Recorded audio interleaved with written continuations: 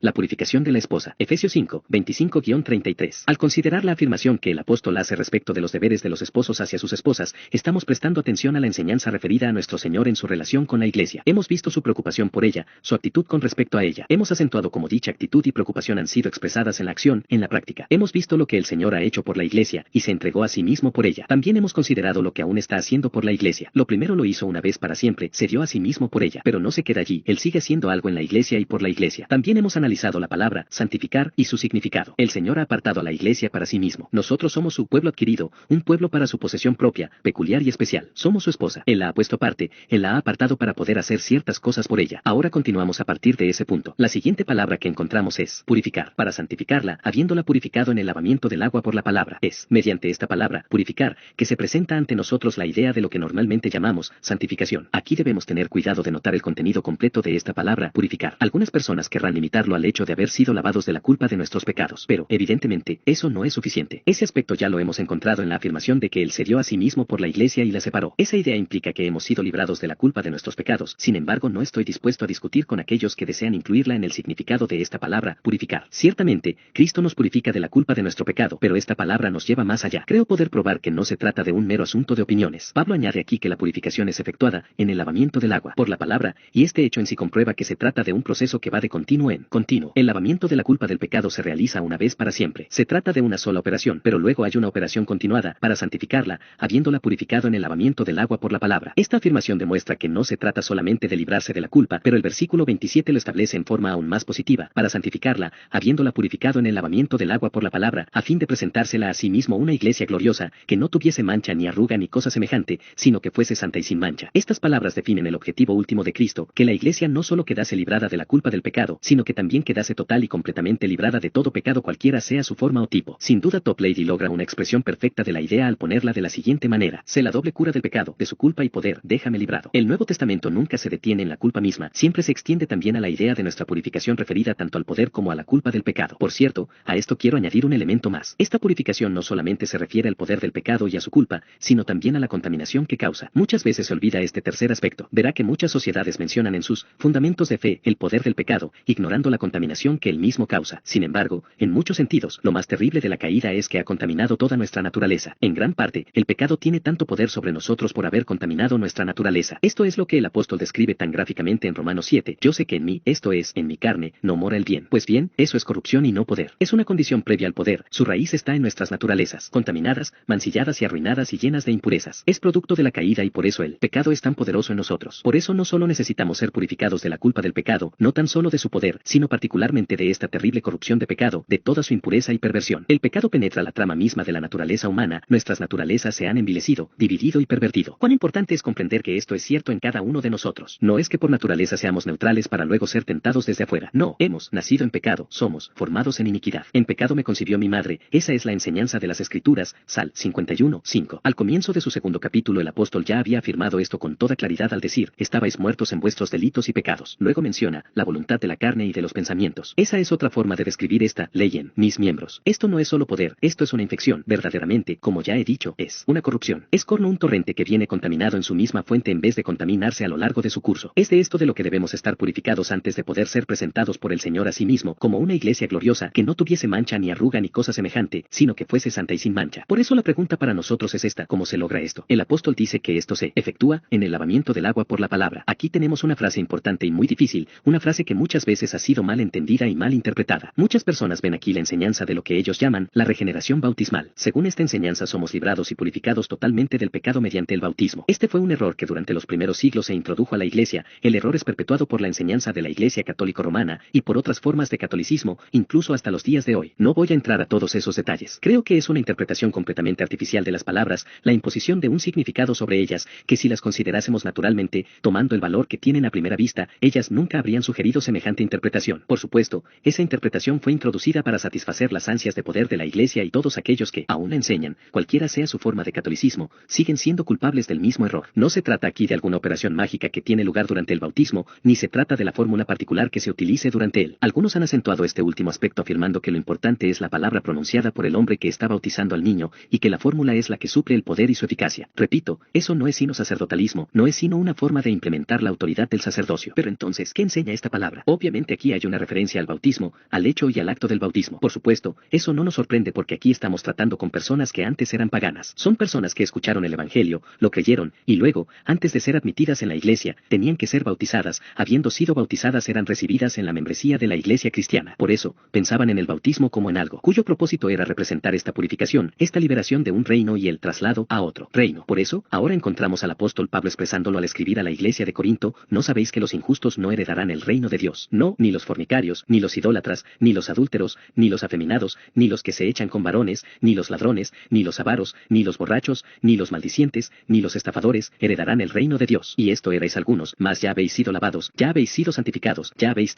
justificados en el nombre del Señor Jesús, y por el Espíritu de nuestro Dios. 1 Cor. 6, 9-11. Allí vuelve a utilizarse la misma idea del lavamiento. El apóstol dice: ustedes eran así, ya no están en esa condición, ahora son santos en la iglesia, han sido lavados. Uno de los propósitos del bautismo es representar ese cambio. El pensamiento del apóstol Pedro en 1 Pedro 3:20-21 es muy similar. Allí se refiere a los espíritus encarcelados, los que en otro tiempo desobedecieron, cuando una vez esperaba la paciencia de Dios en los días de Noé, mientras se preparaba el arca, en la cual pocas personas, es decir, 8, fueron salvadas por agua. El bautismo que corresponde a esto ahora nos salva, no quitando las inmundicias de la carne, sino como la aspiración de una buena conciencia hacia Dios, por la resurrección de Jesucristo, quien habiendo subido al cielo está a la diestra de Dios. Allí se encuentra con suficiente claridad la idea que estamos considerando en esta declaración a la cual estamos dedicando nuestra atención. El bautismo es una figura, una representación simbólica de lo que el Señor Jesucristo hace por nosotros en este proceso de la santificación. Por lo tanto, el objeto del bautismo es representar eso y sellarlo en nosotros sobre nuestras mentes y nuestros corazones. No es más. El bautismo en sí y por sí mismo no hace nada. El mero hecho de ser bautizado no nos cambia en absoluto. Esa es la idea errónea de los sacramentos. El término técnico utilizado por los católicos romanos y toda la enseñanza católica es que los sacramentos actúan y son eficaces ex opere operato. En otras palabras, que los sacramentos actúan en y por sí mismos independientemente de cualquier actividad de parte de los recipientes. El hecho en sí del bautismo le otorga la regeneración a un niño o a un adulto. En las escrituras no hay tal enseñanza. El bautismo es, como dice Pedro, una figura, es una representación dramática. Por supuesto, lo mismo ocurre con la cena del Señor. No creemos que el pan sea transformado en el cuerpo mismo de Cristo. Se trata de una representación. Efectivamente, el Señor dice: miren este pan, cuando se reúnan para comerlo, que ese pan les recuerde y les represente en forma figurada mi cuerpo roto. Y lo mismo ocurre con el vino. Esta copa es el nuevo pacto. Esa es nuestra respuesta a los católicos romanos que afirman que el vino es transformado en sangre. Ellos afirman que debemos tomar literalmente estas palabras. Bien, si lo toma literalmente, lo que nuestro Señor dijo fue: esta copa, no dijo este vino, dijo: esta copa es el nuevo pacto en mi sangre, demostrando así que es simplemente representativo y simbólico. Lo mismo ocurre con el bautismo. ¿Qué representa el bautismo? Evidentemente representa que somos lavados de la culpa del pecado. Allí estábamos, éramos pecadores y estábamos en pecado bajo la ira de Dios. De eso hemos sido librados por nuestra fe en el Señor Jesucristo, mediante lo que Él hizo por nosotros. El bautismo nos recuerda esa liberación. En segundo lugar, nos recuerda que somos purificados del poder y de la contaminación del pecado. Es una especie de lavamiento, una representación simbólica de un proceso purificador. Esa idea también está incluida. Y en tercer lugar, expresa todo el concepto de nuestra introducción a Cristo mediante el Espíritu Santo. Recuerdan que Pablo, escribiendo a los Corintios 1 Cor. 10, afirma que los israelitas fueron bautizados en unión a Moisés mediante la nube que permanecía sobre ellos. Los israelitas no fueron sumergidos en la nube se mantuvo sobre ellos. De la misma manera, el bautismo representa el hecho de que somos introducidos a Cristo mediante el Espíritu Santo. Esa es la idea completa que Pablo tiene en mente aquí, nuestra unión con Cristo. Somos miembros de su cuerpo, de su carne y de sus huesos. ¿A qué se debe esto? Se debe a que somos bautizados por un espíritu e introducidos a Cristo, de modo que el bautismo también representa eso. Entonces aquí tenemos su significado. Es una representación simbólica externa de tres aspectos que el apóstol acentúa en forma tan prominente en esta sección particular. Es obvio entonces que el principal propósito de Pablo aquí es mostrarnos cómo Cristo está purificando a la iglesia y preparándola para sí mismo, y que lo hace a través del Espíritu Santo. Evidentemente no fue una casualidad que cuando el Señor, en ocasión de su bautismo, estaba en medio del Jordán, el Espíritu Santo descendiera sobre él en forma y aspecto de una paloma. De modo que en un bautismo siempre hemos de pensar en ese aspecto, en la venida del Espíritu Santo a nosotros y sobre nosotros, para introducirnos a Cristo y proceder con su obra y el proceso de la santificación. Con esto ya es suficiente para la consideración de la frase y sus términos individuales. Es una frase muy difícil y siempre ha causado bastante discusión, el lavamiento del agua. Pero por supuesto, el término verdaderamente importante aquí es la palabra, para santificarla, habiéndola purificado en el lavamiento del agua por la palabra. O bien, si le ayuda un cambio en el orden de la frase, para que él pueda purificarla mediante la palabra, a través del lavamiento de agua. El elemento vital aquí es la expresión, por la palabra, que debería ser relacionada a la palabra, purificar. El bautismo es una representación de ello, pero no es sino una representación. La misma obra de santificación es obrada por o a través de la palabra, y el Espíritu Santo realiza esta obra en nosotros con la instrumentalidad de la palabra. Es de suprema importancia que los cristianos se apropien y entiendan esta verdad. El instrumento utilizado por el Espíritu Santo en nuestra purificación es la palabra. Esta es la enseñanza esencial del Nuevo Testamento en cuanto a la santidad y la santificación. Es algo que el Espíritu Santo obra en nuestro interior utilizando la palabra, y que acentuemos que se trata de un proceso. Es una purificación progresiva hasta que quedemos libres de toda mancha, o arruga o cosa semejante. Libres de toda mancha hemos de ser totalmente santos. Hay personas que enseñan que en realidad el cristiano es una persona salvada, pero que continúa en sus pecados. Mientras él habite en Cristo, será guardado de cometer pecado, pero que no hay cambio en cuanto a la contaminación con el pecado. Se atenderá a esto recién en la hora de la muerte. Pero, evidentemente, de acuerdo a esta enseñanza, eso es un error. Aquí leemos de un proceso de purificación, un proceso que continúa. A medida que una persona continúa viviendo la vida cristiana debería haber cada vez menos de esa contaminación del pecado en él. A medida que este proceso continúa él debería ser paulatinamente santificado. No solo queda capacitado para resistir el poder del pecado, el cristiano es llevado paulatinamente a un estado final de perfección. Y esto es hecho por medio de la palabra. Por la palabra, el gran principio que debemos captar es que las operaciones del Espíritu Santo en nosotros generalmente son obradas en y a través de la palabra. Por eso siempre es peligroso separar al Espíritu Santo de la palabra. Muchas personas lo han hecho así y entonces con frecuencia surgieron graves excesos. En efecto, la separación virtual del pueblo llamado cuáqueros de la fe cristiana se debe precisamente a esto. Ellos pusieron tanto énfasis en la luz interior que pasan por alto la palabra. Ellos tienden a decir que la palabra carece de importancia, lo que importa es esa luz interior. Finalmente llegaron al punto donde quedaron más o menos enajenados de las doctrinas del Nuevo Testamento, siendo el Señor Jesucristo apenas necesario a su sistema. También hay otros que han acentuado al Espíritu Santo a tal extremo que lo han separado de la palabra. No quieren ser enseñados, no quieren recibir la instrucción, en cambio, viven en un reino de sentimientos, emociones y experiencias. Propician un éxtasis que con frecuencia los conduce solo al naufragio de su fe y más allá, a graves excesos de inmoralidad y fracaso. La palabra y el Espíritu Santo generalmente van juntos. La palabra ha sido dada por el Espíritu y él utiliza su propia palabra. Es el instrumento que utiliza. No estoy negando que el Espíritu pueda hablarnos directamente, pero estoy afirmando que eso es algo excepcional. Y voy más allá y afirmo que cualquier cosa que podamos considerar obra del Espíritu en nuestro interior siempre debe ser probada por la palabra. El Espíritu Santo nunca hará nada que contradiga a su propia palabra. De modo que somos exhortados a probar los espíritus, a poner los espíritus a prueba, a someter los espíritus a un examen. No todos los espíritus son de Dios y por eso se necesita prueba, un examen de cualquier espíritu en particular. ¿Qué cosas proveen tal prueba? La Escritura. De modo que esta obra es hecha por el Espíritu, pero es hecha a través y por medio de la palabra. Permítanme establecer más este punto porque es de vital importancia, para demostrar sin dejar lugar a dudas que toda la obra del Espíritu en la vida de un creyente es hecha por medio de la palabra. Comencemos con nuestra regeneración. Santiago lo expresa de esta manera, por lo cual, desechando toda inmundicia y abundancia de malicia, recibid con mansedumbre la palabra implantada, la cual puede salvar vuestras almas. La palabra, nuevamente, es Santiago quien lo expresa de esta manera. Él, de su voluntad,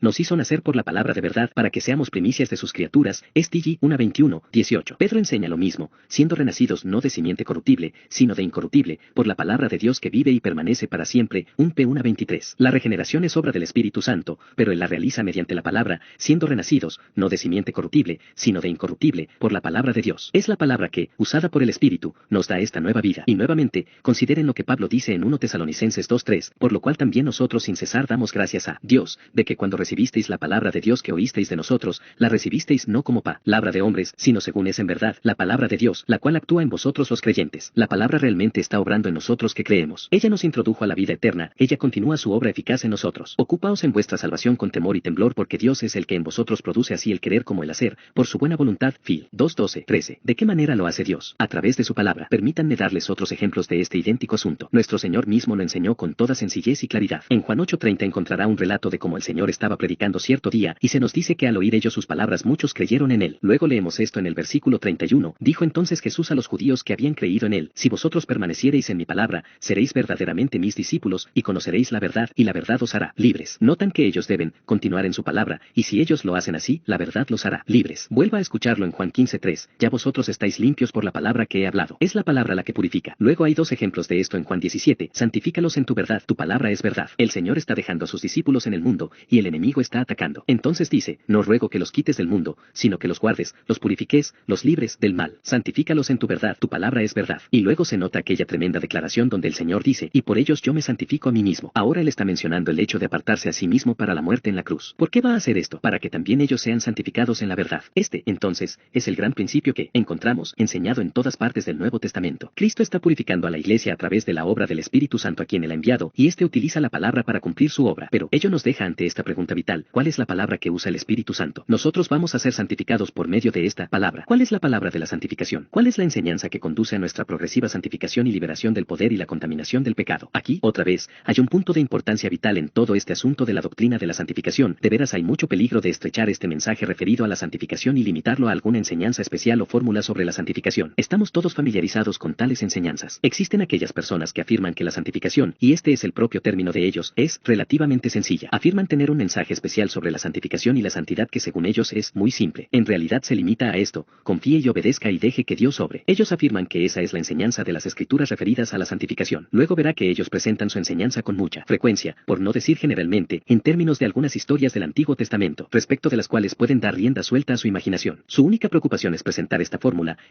sencilla, según afirman ellos, sobre la santificación. Es algo muy simple, sencillamente deja de luchar y de combatir, y simplemente confía y obedece, lo recibe por fe, cree que lo ha recibido, y entonces sigue adelante. Según ellos no hay más que añadir o hacer. Pero ¿concuerda esto con la palabra? ¿Es esa la palabra que conduce a nuestra santificación? ¿Acaso en alguna parte de las Escrituras se representa la santificación como una mera fórmula que se traza y luego más o menos pasa por alto todas las epístolas del Nuevo Testamento y sus enseñanzas, y se limita a encontrar ilustraciones de este sencillo proceso en diferentes narraciones del Antiguo Testamento? Seguramente eso significa mutilar la enseñanza de las Escrituras. ¿Cuál es esta palabra que nos enseña la santificación y que nos santifica? Por supuesto, la respuesta es esa palabra, la Biblia entera, la verdad completa que se encuentra en la Biblia o en cualquiera de estas epístolas del Nuevo Testamento. ¿Por qué es que el apóstol Pablo se tomó el trabajo de escribir esta carta a los Efesios? La escribió para que su santificación fuese promovida. Ellos habían creído la verdad tal como él lo recuerda en el capítulo 1, pero él quiere que crezcan en gracia, quiere que se desarrollen, quiere que se libren del pecado, de su culpa, su poder y su contaminación. Quiere hacerles ver que el objetivo es que ellos sean perfectos y santos, totalmente puros y sin mancha, y él escribe para que ellos puedan ser llevados a este punto. Ellos deben atravesar este proceso. Toda esta epístola trata sobre la santificación. Esta es la palabra. No se trata de una pequeña fórmula que es muy simple, que se limita a aplicar, y entonces la tiene. De ninguna manera. Tiene que entrar a todo lo que encuentra en esta epístola. En otros términos, la palabra por la cual somos santificados libra es la enseñanza bíblica en su totalidad. Se trata, particularmente, de todas las grandes doctrinas que se enseñan a lo largo de la Biblia, y recién, cuando comprendemos esto vemos como aquella otra idea que tiende a estrechar y limitar la santificación y la enseñanza de la santidad a una simple fórmula, es en último análisis, una manera de pasar por alto la mayor parte de la Biblia. ¿Cuál es la palabra mediante la cual nos santifica el Espíritu Santo? En primer lugar, y sobre todas las cosas, es la palabra acerca de Dios. Cuando se enseña la santificación, no comienza con el hombre. Sin embargo, esa es la manera común de hacerlo, ¿no es cierto? Ellos dicen, ¿acaso hay algún fracaso en su vida? ¿Es desdichado? ¿Hay algo que le hace tropezar? ¿Se enferma con facilidad? ¿Vive una vida de derrotas? Ellos comienzan con esto. Luego dicen, preste atención. Puede ser librado de estos problemas. Lo único que tiene que hacer es rendirse respecto de ese problema, limítese a entregarlo al Señor y Él lo librará. Él se lo va a quitar, y luego todo lo que hace es habitar en Él, y Él lo mantendrá en buenas condiciones. ¿Acaso no es eso típico en muchas de las enseñanzas sobre la santificación y la santidad? Comienza con el hombre y su problema, ¿cómo puedo yo ser más feliz? El secreto cristiano de una vida feliz y cosas semejantes. Pero no es así como la Biblia enseña la santificación. ¿Cómo enseña la Biblia la santificación? Comienza mirando el rostro de Dios. No comienza con el hombre, comienza con Dios. No hay forma más profunda de enseñar la santificación y la santidad que simplemente enseñar las doctrinas referidas al ser, a la naturaleza y al carácter de Dios. No comienza con uno mismo y sus problemas y necesidades, comienza con Dios. No comienza con sus deseos, comienza con el Todopoderoso, Santo, Santo, Santo, Señor Omnipotente. ¿Acaso hay algo que promueva más la santificación y santidad que esto? La Biblia está llena de esta enseñanza. Recuerden aquella gran declaración referida al llamamiento del profeta tal como está relatado en Isaías 6, en el año que murió el rey Usías vi al Señor sentado sobre un trono alto y sublime, y sus faldas llenaban el templo. Por encima de él había serafines, cada uno tenía 6 alas, con 2 cubrían sus rostros, con 2 cubrían sus pies, y con 2 volaban. Y el uno al otro daba voces, diciendo, Santo, Santo, Santo, Jehová de los ejércitos, toda la tierra está llena de su gloria. Y los quiciales de las puertas se estremecieron con la voz del que clamaba, y la casa se llenó de humo. Entonces dijo, ay de mí que soy muerto, porque siendo hombre inmundo de labios inmundos, han visto mis ojos al Rey, Jehová de los ejércitos. Esa es la forma en que la Biblia enseña santidad y santificación. ¿Por qué somos como somos? ¿Por qué hay tanto fracaso en nuestras vidas y tanto pecado? La respuesta se encuentra allí, no conocemos a Dios. Padre justo, dijo nuestro Señor, el mundo no te ha conocido, pero yo te he conocido. Dijo nuestro Señor, oh, si solo te hubieran conocido, no habrían vivido como viven, pero no te conocen. Ellos hablan acerca de Dios, discuten al respecto, pero no te conocen a ti. Padre justo, el mundo no te ha conocido. El problema es que aún nosotros que somos cristianos no conocemos a Dios. Olvídese de sus fórmulas, olvídese de sí mismo y de aquello que le preocupa, olvídese de lo que le aplasta. Ese no es su problema. Su misma naturaleza está contaminada, y si se libra de aquel problema particular, tendrá alguna otra lucha que librar. El problema en sí es que no conocemos a Dios. Aquellos hombres que más han buscado al rostro de Dios son los que fueron más santos. Lo que necesitamos esencialmente no es alguna experiencia, sino este conocimiento de Dios, de los atributos de Dios, su gloria, su infalibilidad, su santidad, su omnipotencia, su eternidad, su omnisciencia, su omnipresencia. Si nosotros solo fuésemos conscientes que donde quiera que estuviésemos y cualquier cosa que hagamos, Dios nos está mirando, nuestras vidas serían transformadas. De modo que la Biblia, esta palabra de la que nuestro Señor está hablando, es la palabra acerca de Dios, del Padre justo. Esta es la enseñanza neotestamentaria referida a la santidad. Comienza con este primer aspecto, esta doctrina central. No solo lo ve en Isaías, Ezequiel nos muestra lo mismo. Él tuvo esa misma visión de Dios y él se sintió igualmente impuro y cayó al suelo. Vemos que Job había hablado mucho acerca de Dios y lo había criticado, pero ahora al verlo dice, mis ojos te han visto. Ahora Job dice, mi mano pongo sobre mi boca, y por tanto me aborrezco, y me arrepiento en polvo y ceniza. Job 44, 42, 5-6. Se ha hablado mucho de las enseñanzas sobre el ser y el carácter de Dios en sus reuniones de santidad y santificación. ¿Cuántas veces ha escuchado sermones sobre la naturaleza y el ser y los atributos de Dios? Todo eso se da por sentado. Comenzaremos con nosotros mismos y con nuestros problemas, y queremos saber cómo librarnos de ellos o cómo tener alguna bendición especial. El enfoque es equivocado. pecado. Lo esencial es la palabra, tu palabra. Para comenzar se trata de una palabra acerca de Dios, una revelación del ser y del carácter de Dios, habiéndola purificado en el lavamiento del agua por la palabra. La misma palabra también nos revela nuestra condición en el pecado. Nos dice lo que el hombre fue originalmente. No hay mejor forma de predicar la santificación que predicar sobre Adán y su condición anterior a la caída. Esa es la condición que se había previsto para el hombre. ¿Cuántas veces ha escuchado sermones en los cultos sobre Adán, sobre la santificación y la santidad? ¿O cuántas veces ha escuchado sermones sobre la caída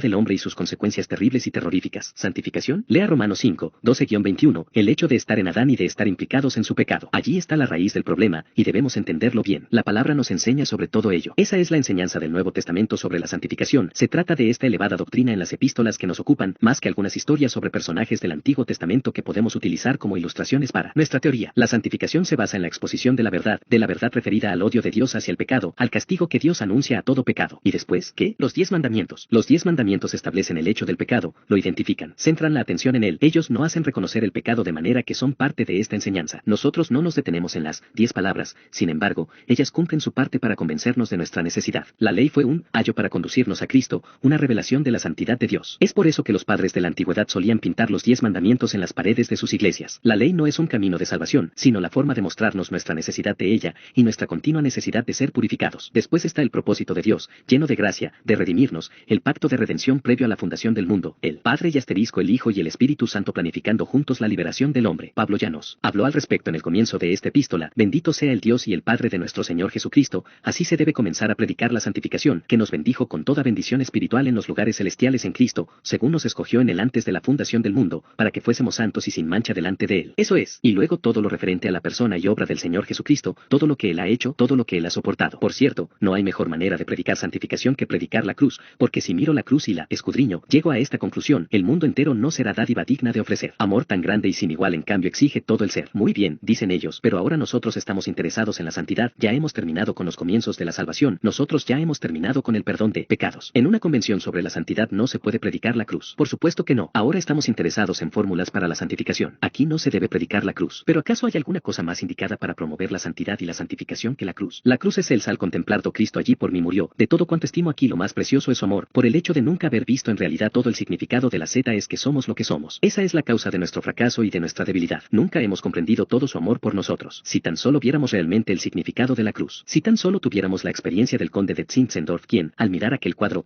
a cruz, exclamó diciendo: todo ello lo hiciste por mí, ¿qué puedo hacer yo por ti? Mirando ese cuadro también dijo: yo tengo una sola pasión, Cristo y solamente Cristo. Esta es la palabra, todas las grandes doctrinas, incluyendo también al Espíritu Santo, su persona, su obra, su poder. ¿Y entonces qué? Nuestro bautismo en Cristo, nuestra unión con Cristo. Luego está esta doctrina de la Iglesia. Esta es la palabra que promueve la santificación. Y con todas estas doctrinas debemos extendernos a la doctrina de la segunda venida. Ella se encuentra aquí en el versículo 27, a fin de presentársela a sí mismo, una iglesia gloriosa, que no tuviese mancha ni arruga ni cosa semejante, sino que fuese santa y sin mancha. ¿Cuándo fue la última vez que escuchó un sermón sobre la segunda venida de Cristo en una reunión sobre la santidad? Pero, afirman ellos, eso es un error. Para eso uno asiste a una reunión sobre la segunda venida, uno no asiste a una reunión de santidad para oír la doctrina de la segunda venida. De esta manera se ve cómo nos hemos apartado a las Escrituras. Hemos introducido un número de departamentos especiales a la vida de la iglesia. Santidad. Aquí no se necesita la cruz, no se necesita la segunda venida, solo se necesita esto, algo muy simple. Es solamente en la medida en que comprendo su propósito para mí en aquel glorioso día que se acerca, cuando él presentará la iglesia a sí mismo, como una iglesia gloriosa sin mancha ni arruga ni cosa semejante, que mi santificación es estimulada. Es esa enseñanza la que me impulsa a ser santificado. Esta es la forma en que el apóstol Juan expresa lo mismo: amados, ahora somos hijos de Dios, y aún no se ha manifestado lo que hemos de ser, pero sabemos que cuando él se manifieste, seremos semejantes a él, porque le veremos tal como él es. Todo aquel que tiene esta esperanza en él, se purifica a sí mismo, así como él es puro. 1 ya en 3:2-3. La doctrina de la segunda venida conduce a la santificación, a la purificación. La palabra que el apóstol está mencionando aquí es toda la palabra de las Escrituras, cada doctrina, la totalidad de la redención desde el comienzo hasta el final, la Biblia entera. Habiéndola purificado en el lavamiento del agua por la palabra, habiendo presentado esta gloriosa doctrina, finalizo con una palabra de exhortación. Puesto que todo esto es cierto, ¿qué tipo de personas hemos de ser? Puesto que todo esto es cierto, tal como Pablo lo ha explicado, no puede seguir siendo lo que antes era, debe apartarse. Continúe con su santificación, purificaos de toda contaminación de la carne y del espíritu, perfeccionando la santidad en el temor de Dios. Purificaos y lavad vuestras manos vosotros de doble ánimo. Estas son las exhortaciones de las Escrituras, pero todas ellas nacen de las grandes doctrinas. Aquí vemos, entonces, que el proceso de santificación que es realizado por el Señor Jesucristo mediante la instrumentalidad del Espíritu Santo a quien él ha enviado, es cumplido por medio de y en y a través de la palabra. Santifícalos en tu verdad, tu palabra es verdad. No importa desde qué ángulo lo considere, esto es algo que lo humillará y lo conducirá a su propia santificación. Pero sobre todas las cosas comience con Dios. Bienaventurados los puros de corazón, porque ellos verán a Dios. ¿Acaso tenemos tiempo que perder o hay tiempo para esperar? libertad. Lo que necesitamos no es la liberación de ese pequeño problema en nuestras vidas, sino estar listos para la gloria. A medida que miramos el rostro de Dios vemos la necesidad de nuestra santificación, y vemos el camino por el cual nuestra santificación será lograda, y la obra la hará el Espíritu. Esa es su función. Él nos guía hacia la palabra, Él nos abre la palabra, Él la implanta en nuestras mentes y corazones y voluntades. Él nos revela al Señor, y así nuestra santificación, nuestra purificación continúa de día en día, y se